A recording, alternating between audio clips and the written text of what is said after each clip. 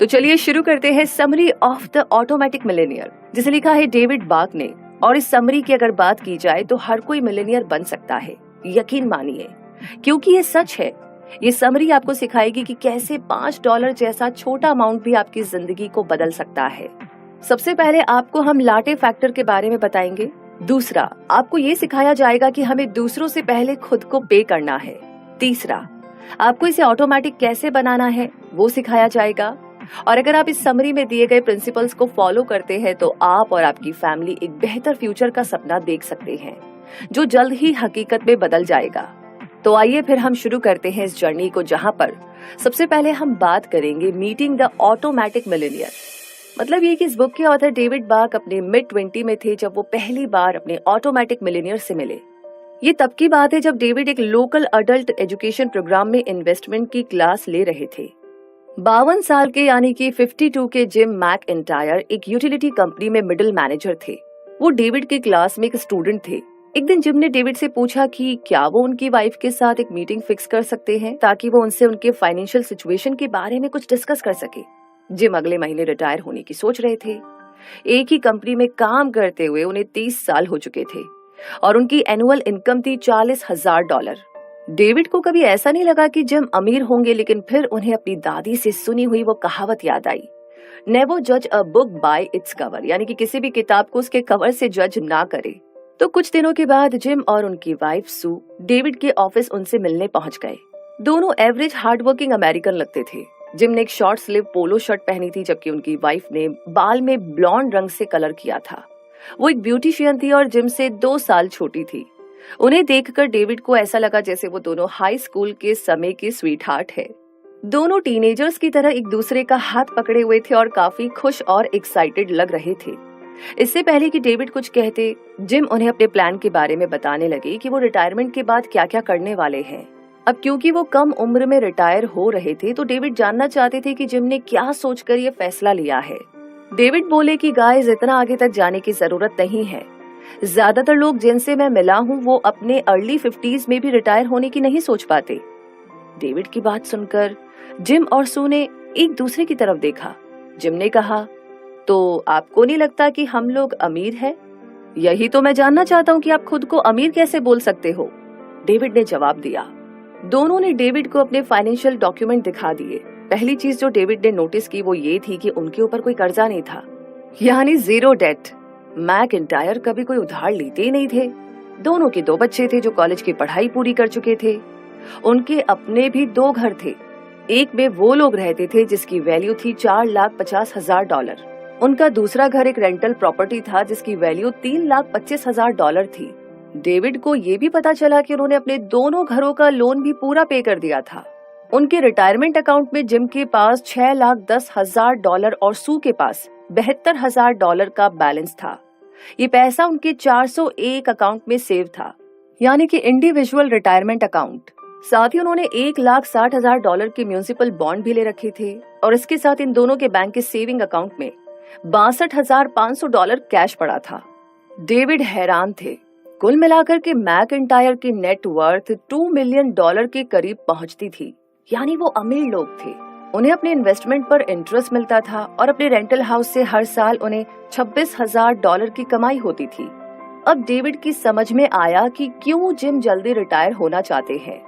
David उनसे काफी impress हुए। वो उनकी वेल्थ प्लानिंग का सीक्रेट जानना चाहते थे। क्या आपको कुछ खानदानी पैसा भी मिला है? डेविड ने पूछा। जिम ने कहा, नहीं, उन्हें अपने पेरेंट्स से कोई जायदाद नहीं मिली, बल्कि उनके पेरेंट्स ने उन्हें मनी मैनेजमेंट की नॉलेज दी थी। डेविड ने कहा, आपको पता है, हर हफ्ते मैं आप जैसे लोगों से मिलता हूँ जो मेरी क्लास में आते हैं। ऊपर से वो लोग अमीर लगते हैं पर उनमें से ज्यादातर गरीब होते हैं। उनमें से एक आदमी तो ब्रांड न्यू पॉर्श गाड़ी लेकर आता है और रोलेक्स की घड़ी पहनता है। उसके ठाट बाट देखकर डेविड को लगा वो काफी अमीर होगा, पर जब उन्होंने उसकी फाइनेंशियल स्टेटमेंट देखी तो पता चला कि उस आदमी को अपने $1 मिलियन वाले घर का $8 लाख का लोन पे करना था और उस पर $75,000 का यानी कि $75,000 का क्रेडिट कार्ड का उधार भी था। वो जो पॉर्श चलाता था वो उसने लीज पर ले रखी थी। ऊपर से उसे अपनी 2 एक्स बीवियों को पैसा भी देना पड़ता था। और उसके सेविंग अकाउंट में $1 लाख से कम पैसे पड़े थे। फिर आते हैं जिम और सू मैकइंटायर जैसे लोग जो फोर्ड टोरस चलाते थे, और जिम आज भी अपनी 18 साल पुरानी घड़ी पहनता है। दोनों अपनी शादीशुदा लाइफ से खुश थे, उनके बच्चे भी सक्सेसफुल थे। कुल मिलाकर के उनकी लाइफ में कोई स्ट्रेस या टेंशन नहीं था। इसलिए जिन और सू जल्दी ही रिटायरमेंट लेने की सोच रहे थे। आखिर आपका सीक्रेट क्या है? डेविड ने पूछ ही लिया। तो कपल ने कहा कि डेविड पहले से जानते हैं कि सीक्रेट क्या है, और वो ये सीक्रेट हर रोज अपनी क्लास में पढ़ाते भी हैं। तो जो पहला स्टेप है वो है खुद को पहले पे करो, यानी सबसे पहले खुद के फ्यूचर के लिए पैसा इन्वेस्ट कीजिए। जैसे आपको सैलरी मिले उसमें से कुछ % अपने 401 अकाउंट और बाकी के इन्वेस्टमेंट में सेव कर दो। सेकंड स्टेप आता है अपने लाटे फैक्टर पर नजर रखो। जो छोटे छोटे खर्चे आप रोज करते हो उसमें आपका काफी पैसा खर्च होता है। इससे बेहतर है कि इस पैसे को बचाइए और कहीं पर इन्वेस्ट कर दो। अगर आप रोज $5 लाटे कॉफी पर खर्च करते हो तो ये महीने का $150 और साल का $1800 यानी कि $1800 बनता है। अब आप खुद को शायद बोले कि भाई मुझसे तो सेविंग बिल्कुल नहीं होगी, पर अगर आप रोज की अपनी $5 वाली लाटे पीना छोड़ देते हैं तो आप साल का 1800 यानी कि $1800 बचा सकते हैं। अब इस पैसे को आप कहीं भी इजीली इन्वेस्ट कर सकते हो। तीसरा स्टेप आता है इसे ऑटोमेटिक बना लीजिए। इसके लिए आपको विल पावर या सेल्फ डिसिप्लिन की जरूरत नहीं है। इसका सीक्रेट है कि ये ऑटोमेटिक सेविंग है। कुछ ऐसा अरेंजमेंट कर दीजिए कि हर महीने एक फिक्स अमाउंट ऑटोमेटिकली आपके इन्वेस्टमेंट अकाउंट में चला जाए। इससे पहले कि आपको बाकी चीजों पर पे करना पड़े, आपकी इन्वेस्टमेंट का पैसा पहले से कट चुका होगा। आपको सिर्फ एक बार ऑटोमेटिक सेविंग ऑप्शन सेट करना है, फिर अगले मंथ से खुद आपका पैसा इन्वेस्टमेंट अकाउंट में चला जाएगा। विल पावर और डिसिप्लिन ह्यूमन नेचर के हमेशा खिलाफ रहा है, लेकिन अगर आपने सेविंग ऑटोमेटिक कर दी है तो आपके पैसे फालतू खर्च नहीं हो पाएंगे। इस तरह आप खुद को पहले पे कर पाएंगे। किसी भी टैक्स या बिल को पे करने से पहले आपकी सैलरी आपके 401 या इंडिविजुअल रिटायरमेंट अकाउंट में जा चुकी होगी। आप चाहो तो स्टॉक्स, म्यूचुअल फंड या इंडेक्स फंड में भी इन्वेस्ट कर सकते हो। जरूरी ये है कि आप इसे ऑटोमेटिक मोड में सेट कर दीजिए, क्योंकि यही तरीका है एक ऑटोमेटिक मिलियनियर बनने का। हम अगले चैप्टर में हर स्टेप पर डिटेल में जानेंगे। तो आइए बात करते हैं द लाटे फैक्टर के बारे में। ज्यादातर लोग सोचते हैं कि अमीर बनने का सीक्रेट है जल्द से जल्द पैसे कमाने के मल्टीपल तरीके ढूंढना। लोग अक्सर कहते हैं कि अगर मैं ज्यादा पैसा कमा सकता तो अमीर होता। आपने कितनी बार ये बात लोगों को कहते सुनी है? लेकिन उस आदमी से पूछ लीजिए जिसे पिछले साल ही इंक्रीमेंट मिली है। उससे पूछो कि क्या वो ज्यादा पैसे सेव कर पाया है। आपको जवाब शायद ना मिलेगा। क्यों? क्योंकि सच्चाई ये है कि जितना हम कमाते हैं उतने ही हमारे खर्चे भी बढ़ जाते हैं। लेकिन ऐसा नहीं होना चाहिए। चाहे अभी आपकी कमाई कितनी भी हो तो भी आप ऑटोमेटिक मिलियनियर बन सकते हो। जिम मैकइंटायर ने भी बेसिक सैलरी से शुरुआत की थी, लेकिन जिम कहते हैं कि ट्रिक यह है कि आप अपने छोटे छोटे खर्चों पर गौर कीजिए। हम अक्सर गैर जरूरी चीजों पर रोज खर्चा करते हैं। हर एम्प्लॉय सेम लाइफ जीता है। वो काम पर जाता है, पैसे कमाता है, खर्चा करता है, फिर काम पर जाता है, पैसे कमाता है, फिर खर्चा करता है। ज्यादातर एम्प्लॉयज हफ्ते में 50 घंटे काम करते हैं, फिर भी उनकी सेविंग 0 ही होती है। लेकिन अब हमें इस साइकिल को तोड़ना ही होगा ताकि हम खुद को फ्यूचर की गरीबी से बचा सके। जैसे एग्जाम्पल के लिए डेविड का एक दोस्त था गैरी, जिसे अपनी कंपनी में प्रमोशन मिलती गई और उसकी सैलरी $50,000 से बढ़कर $5 लाख तक पहुंच गई। लेकिन गैरी की इनकम बढ़ने के साथ साथ उसके खर्चे भी बढ़े। अब वो पहले से महंगे कपड़े पहनता था और उसने बढ़िया गाड़ी भी खरीद ली थी। उसे महंगे रेस्टोरेंट में खाने का शौक था और वो अपने वेकेशंस पर भी खूब सारा खर्चा करता था।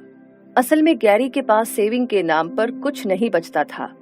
इतनी अच्छी सैलरी के बावजूद उसे फाइनेंशियल स्ट्रेस रहता था, जबकि जब उसकी सैलरी कम थी तब वो ज्यादा खुश था। लेकिन ऐसा क्यों हुआ? वो इसलिए क्योंकि गैरी को अपनी हाईफाई लाइफस्टाइल मेंटेन करने के लिए खूब सारा पैसा खर्च करना पड़ता था। उसे अपनी कंट्री क्लब मेंबरशिप की फीस पे करनी पड़ती थी। उसके बच्चे प्राइवेट स्कूल में पढ़ते थे, जिसके लिए उसे ज्यादा फीस देनी पड़ती थी। साथ ही उसने बच्चों के लिए नैनी भी रखी हुई थी। उसने एक बड़ा घर ले रखा था, जिसे खरीदने के लिए उसने लोन लिया था। गैरी को अब सिंपल लाइफस्टाइल की आदत नहीं रही थी, इसीलिए अब वो एक मुकाबले में फंस चुका था।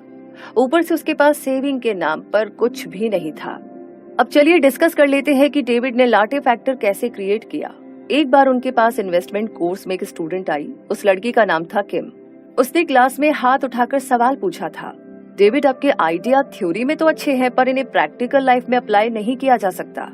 क्या मतलब है? तुम ये कैसे बोल सकती हो? डेविड ने पूछा। मैं एक एम्प्लॉय हूँ और हर महीने की सैलरी पर गुजारा करती हूँ, बल्कि मेरे खर्चे बड़ी मुश्किल से पूरे हो पाते हैं। तो भला मैं रोज के $5 कैसे सेव कर सकती हूँ? ये तो पॉसिबल ही नहीं है।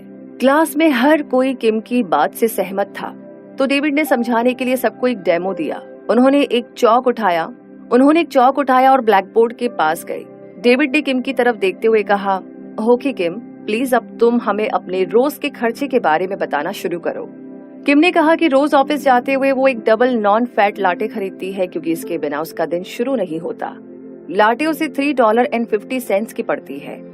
किम कॉफी के साथ एक नॉन फैट मफिन भी खरीदती है, जो $1.50 का पड़ता है, यानी रोज का टोटल खर्चा हुआ $5। फिर 10 बजे जब किम और उसकी कलीग का ब्रेक होता है तो दोनों जूस स्टॉल पर जाते हैं। किम अपना फेवरेट जूस लेती है, जिसका प्राइस है $3.95। साथ ही वो जूस बूस्ट के लिए भी बोलती है। जिंको बिलोबा की डोज जो जूस वाला उसके जूस में ऐड कर देता है, ये उसे पड़ता है 50 सेंट्स का। फिर किम एक पावर बार भी लेती है, जो पड़ता है $1.75 का। किम बताती जा रही थी और डेविड सब कुछ ब्लैक बोर्ड पर लिखते जा रहे थे। तो किम रोज का टोटल $11.20 खर्च करती थी, और वो भी लंच टाइम से पहले। यही था उसका लाटे फैक्टर। अगर किम अपने छोटे छोटे खर्चों पर लगाम रखती तो वो आसानी से पैसा बचा सकती थी और उसे अपने रिटायरमेंट के लिए इन्वेस्ट कर सकती थी। जैसे $5 रोज के हिसाब से साल के $1800 हुए। एवरेज तौर पर स्टॉक मार्केट साल का 10% रिटर्न देता है, यानी किम अगर ये पैसा बचाए तो 65 की होने पर उसके अकाउंट में करीब $1.2 मिलियन पैसा सेव होगा। और अगर उसकी कंपनी उसके कंट्रीब्यूशन के बराबर 50% भी देती है तो किम साल में $3000 तक सेविंग कर सकती है। अगर हर साल किम ऑटोमेटिक कंट्रीब्यूशन करे और इसकी कंपाउंडिंग साल में 10% मिले तो किम की 65 की होने पर उसके अकाउंट में $17,42,467 होंगे। किम समझ चुकी थी कि उसकी लाटे की हैबिट उसे करीब $20 लाख की पड़ रही है। कंपाउंडिंग का कॉन्सेप्ट बड़ा पावरफुल है। आइंस्टाइन ने कहा था कि कंपाउंडिंग दुनिया का 8वां अजूबा है।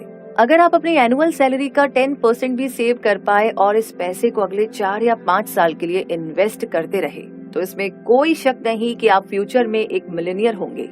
ये कोई इम्पॉसिबल चीज नहीं है। आप रोज के $5 से शुरुआत कर सकते हैं, और ये आपका लाटे फैक्टर है। मान लो कि आप कॉफी नहीं पीते, तो आप cigarette, candy, soft drinks, fast food या पिज्जा या किसी भी चीज पर खर्च करते हो। वो पैसा आप बचा सकते हो और उसे इन्वेस्ट कर सकते हो। तो फिर आप भी अपनी कोई ऐसी छोटी सी हैबिट के बारे में सोचिए जिस पर आप रोज खर्च करते हो। यही आपका लाटे फैक्टर है और यही हैबिट आपको छोड़नी है। तो लाटे फैक्टर को समझने के बाद अब हम बात करते हैं लर्न टू पे योरसेल्फ फर्स्ट। अब ये कैसे करना है, आइए जानते हैं। द लाटे फैक्टर आपको ये आइडिया देगा कि आप आज से ही अपनी वेल्थ बिल्ड करने की शुरुआत कर सकते हैं। आपने इतना तो कमा ही लिया है कि सेविंग और इन्वेस्टमेंट कर सको, और आपको ये भी मालूम है कि हमें अमीर बनने के लिए क्या करना है। अगली गलतफहमी जिसके बारे में हम बात करेंगे वो है बजट बनाना, यानी कि बजटिंग। बहुत से लोग ये सोचते हैं कि बजट बनाना इफेक्टिव होता है, लेकिन क्या आपको आज तक कोई ऐसा आदमी मिला है जो बजट बनाकर सक्सेसफुल और खुश हुआ हो? तो बात ऐसी है कि बजटिंग क्यों काम नहीं करती, इसके पीछे एक सिंपल सा रीजन है, और वो ये है कि बजटिंग कोई मजाक नहीं है। बजट बनाने का मतलब है फ्यूचर के लिए पैसे बनाने के चक्कर में मन मारकर जीना, और डाइटिंग की तरह ही बजटिंग में भी कुछ कमियां हैं। अक्सर जो लोग बजट से जीते हैं वो एक तरह से मन को मारकर जीते हैं, और फिर एक दिन इस तरह निराश हो जाते हैं या टूट जाते हैं कि दुनिया भर की शॉपिंग करके ही इन्हें चैन मिलता है। इसीलिए डेविड हमें एक मेथड यहाँ पर बताते हैं, और वो है पहले खुद को पे करो। ये बहुत ही बेसिक और सिंपल है। अक्सर लोग सैलरी मिलते ही सबको पेमेंट करना शुरू कर देते हैं, जैसे किराया देना, गवर्नमेंट टैक्स पे करना, क्रेडिट कार्ड और टेलीफोन का बिल वगैरह वगैरह। वो अपना पैसा बजट करते हैं ताकि सबको पेमेंट कर सके। फिर जो थोड़ा बहुत बचता है उसे वो सेविंग के लिए रख देते हैं। दरअसल ये अप्रोच बहुत ही पुरानी और घिसी पिटी है। सबको पेमेंट करने के बाद अक्सर हमारे पास सेविंग के नाम पर कुछ भी नहीं बचता है। अमेरिका में हर $1 जो कमाया जाता है उसमें से 27 cent automatically federal income withholding tax में जमा हो जाता है। फिर स्टेट के हिसाब से हर अमेरिकन स्टेट इनकम टैक्स के लिए 5 सेंट और पे करते हैं। उसके बाद आता है सोशल सिक्योरिटी टैक्स और मेडिकेयर। इस तरह आपके हर एक डॉलर में से 40 सेंट सीधा गवर्नमेंट के पास चला जाता है। यानी आपकी सैलरी का सिर्फ 70% हिस्सा आपके पास रहता है। इसलिए कभी भी पहले टैक्स मत जमा करो, पहले खुद को पे करो। अब यहाँ पर खुद को पहले पे करने का मतलब है पहले अपने लिए पैसा सेव करना, फिर दूसरों को दे देना। ये पैसा जो आप आज सेव और इन्वेस्ट कर रहे हो, कल आपके फ्यूचर में काम आएगा। आप एक pre tax retirement account create कर सकते हो, जैसे 401k और IRA या इंडिविजुअल रिटायरमेंट अकाउंट। इसे ऐसे अरेंज करो कि कोई भी टैक्स कटने से पहले आपकी रिटायरमेंट का पैसा अकाउंट में सेव हो जाए। आप किस लिए काम करते हो? अपने लिए या अपनी फैमिली के लिए, या फिर क्रेडिट कार्ड कंपनी के लिए, या बैंक और टेलीफोन कंपनी को पे करने के लिए? आपकी सैलरी से कितना टैक्स कटता है, आप कितना बिल भरते हो, टोटल कितनी सेविंग कर पाते हो? आपको शायद एहसास होगा कि आपका ज्यादा टाइम और एनर्जी सिर्फ और सिर्फ खर्चे पे करने में चले जाते हैं। आप जो कुछ भी कमाते हो उसका ज्यादातर हिस्सा आपकी फैमिली, आपके रिटायरमेंट प्लान या अच्छे फ्यूचर के लिए सेव नहीं होता, बल्कि बिल्स भरने में चला जाता है। इसलिए आज से पहले खुद को पे करना शुरू कर दीजिए। एक प्री टैक्स रिटायरमेंट अकाउंट खोल लीजिए, उसमें अपनी इनकम का 10% हर महीने सेव करो और अपना मंथली या ईयरली कंट्रीब्यूशन ऑटोमेटिक कर दो। उसे एक बार सेट करके छोड़ दीजिए, फिर ये खुद ब खुद सेविंग करता रहेगा। हर महीने आपकी इनकम से 10% आपके रिटायरमेंट अकाउंट में चले जाएंगे। मान लो आपकी एनुअल इनकम $50,000 यानी एक महीने में $4,200 है। इसका मतलब है कि आपको दिन के $140 सेव करने चाहिए। अगर आप 35 सालों तक रिटायरमेंट अकाउंट में इन्वेस्ट करते रहे तो आपको 10% का एनुअल रिटर्न मिलेगा। आप जानते हैं ये रकम कितनी बनती है? जी हाँ, आपके पास $16,78,293 यानी कि 1 मिलियन से भी ज्यादा पैसा होगा। है ना कमाल की बात? तो अपने ऊपर पे करके देखिए। और इतना काम कर लेने के बाद अब बारी आती है नाउ मेक इट ऑटोमेटिक। अब ये कैसे करना है, चलिए इसे भी समझते हैं। आपको ना यहाँ पर अलग से बजट बनाने की जरूरत नहीं है, आपको डिसिप्लिन फॉलो करने की भी जरूरत नहीं है। सेविंग को ऑटोमेटिक बना लीजिए ताकि वो सीधा आपके इन्वेस्टमेंट अकाउंट में चला जाए। बस आपको एक बार उसे सेट करना होगा और उसके बाद हर महीने आपके रिटायरमेंट अकाउंट या इंडेक्स फंड में हर महीने पैसा जमा होता रहेगा। क्योंकि जिम और सू मैकिंटायर ने 30 सालों तक यही किया। उन्होंने पे योरसेल्फ फर्स्ट सिस्टम बनाया जो ऑटोमेटिकली इनकी इनकम का 15% इन्वेस्ट कर देता था। असल में उन्होंने शुरुआत 4% सेविंग से की थी, पर धीरे धीरे ये रकम बढ़कर पहले 5%, फिर 7%, 10% और फिर 15% तक हो गई। इन दोनों को हर महीने कोई चेक नहीं देना पड़ता था और ना ही उन्हें टाइम, डिसिप्लिन या बजटिंग की जरूरत पड़ी, क्योंकि उनका ऑटोमेटिक सिस्टम खुद काम कर रहा था और उनका पैसा सही जगह इन्वेस्ट होता रहा। खुद डेविड ने कम अकाउंट से सेविंग शुरू की थी। वो जब 25 साल के थे तो उन्होंने अपनी सैलरी से 1% सेव करना शुरू किया था और 3 महीने के बाद इस पैसे को उन्होंने 3% कर दिया। फिर जब वो मैकिंटायर से मिले तब जाकर डेविड को एहसास हुआ और वो खुद से बोले, बस बहुत हो चुका, मैं जवानी के दिनों से ही सेविंग शुरू कर दूंगा ताकि बुढ़ापे तक अमीर हो जाऊं। फिर उन्होंने अपनी सेविंग इन्वेस्टमेंट 10% बढ़ाई, फिर उसे 15% किया और फिर 20%। अब डेविड एक सुपर सेवर बन चुके थे, वो सब कुछ एडजस्ट कर पा रहे थे। उन्हें लगने लगा कि वो एक सिंपल लाइफस्टाइल अपना करके अपनी रिटायरमेंट के लिए और ज्यादा पैसा सेव कर सकते हैं। वो खुद पर हैरान थे कि कैसे वो कम पैसे में भी गुजारा कर सकते हैं। लेकिन डेविड कहते हैं कि एक बार अगर आपको आदत पड़ गई तो फिर कोई भी प्रॉब्लम नहीं होती। आप अपने फालतू के खर्चे कंट्रोल कर सकते हैं। सेविंग को ऑटोमेटिक बनाने का की आइडिया ये है कि जो आपके पास है ही नहीं उसे आप खर्च नहीं कर सकते। यानी अगर पैसा वॉलेट में रहेगा ही नहीं तो खर्च भी नहीं होगा। अब क्योंकि आपने सबसे पहले खुद को पे किया और अपने फ्यूचर के लिए इन्वेस्ट कर लिया तो आपका पैसा फालतू चीजों में खर्च भी नहीं होगा, है ना? तो अगर आप स्ट्रेस फ्री रिटायरमेंट के सपने देख रहे हैं तो अपनी कंपनी, गवर्नमेंट या फैमिली पर डिपेंडेंट ना रहे, क्योंकि ये जिम्मेदारी सिर्फ आप ही के ऊपर है। सिर्फ आप ही अपना फ्यूचर सिक्योर कर सकते हो। तो अब आइए जानते हैं हम कि कैसे अपने पर्सनल रिटायरमेंट अकाउंट को फंड करें और उसे ऑटोमेटिक कैसे बनाएं। अगर आपका कोई रिटायरमेंट अकाउंट खुला है तो उसे यूज करना शुरू कर दो। अमेरिका में सबसे कॉमन रिटायरमेंट अकाउंट को 401k कहा जाता है। ये वो अकाउंट है जिसमें आपकी कंपनी हर महीने अपनी तरफ से कुछ पैसा कंट्रीब्यूट करती है और आपके इन्वेस्टमेंट पर आपको साल का 10% रिटर्न मिलता है। जब आप इस अकाउंट को ऑटोमेटिक करेंगे तो साल दर साल आपका पैसा कंपाउंड होता चला जाएगा और रिटायरमेंट तक आप एक मिलेनियर बन चुके होंगे। होता क्या है कि ज्यादातर एम्प्लॉइज सोचते हैं कि कंपनी उन्हें जॉब में रखने के बाद अपने आप ही रिटायरमेंट प्लान में डाल देगी, लेकिन इस भरोसे कभी ना रहे। अपनी जिम्मेदारी खुद लीजिए। अपने ऑफिस के ह्यूमन रिसोर्सेज यानी HR डिपार्टमेंट में जाइए और उनसे रिटायरमेंट प्लान के बारे में पता कीजिए। ऐसा अरेंजमेंट कर लो कि टैक्स का पैसा जाने से पहले आपका हिस्सा आपके अकाउंट में जाए, और साथ ही एक फिक्स % सेट कर लीजिए जो आपकी इनकम से कटता रहे। अगर आपकी कंपनी कोई रिटायरमेंट प्लान या 401 के ऑफर नहीं करती तो आप एक इंडिविजुअल रिटायरमेंट अकाउंट या IRA क्रिएट कर सकते हो। इसके लिए आप किसी भी बैंक में अप्लाई कर सकते हो या किसी ब्रोकेज फर्म में जाकर पता कर सकते हो, या फिर ऑनलाइन भी फॉर्म सबमिट कर सकते हो। अपने इंडिविजुअल रिटायरमेंट अकाउंट में ऑटोमेटिक इन्वेस्टमेंट पे करने के 3 तरीके हैं। पहला है पेरोल डिडक्शन के जरिए। यहाँ पर आपकी कंपनी आपकी सैलरी का कुछ % हिस्सा काट कर आपके इंडिविजुअल रिटायरमेंट अकाउंट में डाल देगी। दूसरा तरीका है आपकी चेकिंग अकाउंट से डिडक्शन। आपकी कंपनी यहाँ पर पैसा आपके चेकिंग अकाउंट में जमा करा देगी, फिर आपका बैंक या ब्रोकर वो पैसा आपके रिटायरमेंट अकाउंट में ट्रांसफर कर सकता है। अब आता है तीसरा तरीका जो है ऑनलाइन बैंकिंग। इसमें आप मंथली बिल पेमेंट की तरह ही मंथली कंट्रीब्यूशन सेट कर सकते हो। आपका बैंक आपके इस पैसे को रिटायरमेंट अकाउंट में डाल देगा। अब जितना ज्यादा % आपके रिटायरमेंट अकाउंट में जाए उतना अच्छा होगा। खुद को चैलेंज कीजिए और कोशिश कीजिए कि ज्यादा से ज्यादा चीजों में आप कटौती कर पाए। अगर आप 10%, 12% या 15% तक भी सेव कर पाए तो सोचिए आपका रिटायरमेंट कितना खुशहाल होगा। तो जो ये कंपाउंड इंटरेस्ट है ये बड़ी ही कमाल की चीज होती है, ये हमेशा याद रखिएगा। इसलिए अभी से सेव करना शुरू कर दो, क्योंकि जितनी जल्दी शुरू करोगे इंटरेस्ट उतना ही ज्यादा बढ़ता जाएगा। उन लोगों जैसे ना बने जो कहते हैं कि मैं अपनी इनकम से 5% सेव नहीं कर सकता, या मेरी कंपनी इतना कंट्रीब्यूट ही नहीं करती तो फिर मेरे सेव करने से क्या होगा, या स्टॉक में इन्वेस्ट करना तो बहुत ही बड़ी बेवकूफी है, या अगले महीने से सेविंग शुरू करूंगा। अगर आपके भी कुछ ऐसे ही बहाने हैं ना तो यकीन मानिए आप कभी ऑटोमेटिक मिलेनियर नहीं बन पाएंगे।